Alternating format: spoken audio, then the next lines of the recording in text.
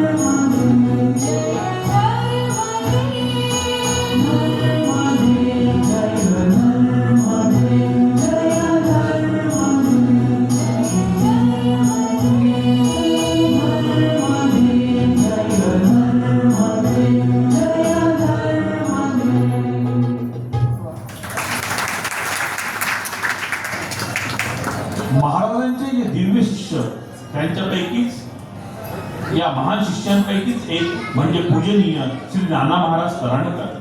बालपणीच यांना महाराजांचा सहवास घडला. आपल्या तपोबलाने या शिष्याने सद्गुरू स्वामींना अधीन केले आणि या सेवकाचे तप पाहून स्वामी महाराज ब्रह्मावर्त येथून तराण्यास वायुवेगाने आले आणि पूजनीय नानांना मंत्र आणि उपदेश केला आणि त्यांना कृतार्थ केले. दत्तभक्तीचा वारसा सोपविला. ते नाना दत्त अवतारीच नव्हे काय? आणि म्हणूनच श्री अभयजी गजरे सादर करतायत गुरु वासुदेव शिष्य अनेक.